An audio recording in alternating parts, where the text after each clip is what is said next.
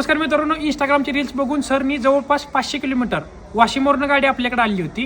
गाडी खास deep service करायसाठी आली होती. सकाळी 10 वाजता आली होती, आता 10 वाजलेत. संपूर्ण गाडीचं काम कंप्लीट झाले. सकाळी म्हणजे आम्ही ट्रायल मारल्यानंतर गाडीमध्ये असा पिकअपचा प्रॉब्लेम येत होता. तर सरांना आता विचारू की संपूर्ण काम झाल्यानंतर ट्रायल मारल्यानंतर कसं वाटलं सरांना विचारू, आणि कुठून आलेत काय सरांना सगळं विचारू. मी वाशिममधून आलो, रिसोड तालुका. गाडी स्पेशल डीप सर्व्हिसिंगसाठी आणली होती. मी पहिले शोरूमशिवाय कुठेच काम केलेलं नाही. दादाची रील बघून मी इथे आलेलो आहे. तर गाडीचं सर्व्हिसच्या अगोदर पिकअप वगैरे घेत नव्हती आणि आता खूप फ्री झालेली आहे गाडी.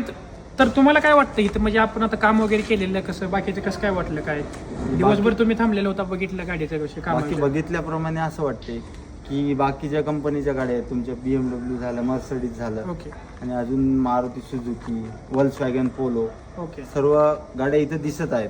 आणि तुमच्या कामाची जी पद्धत आहे, करण्याची पद्धत आहे, आणि जे कस्टमरला हँडलिंगची पद्धत असते ती एकदम व्यवस्थित होती.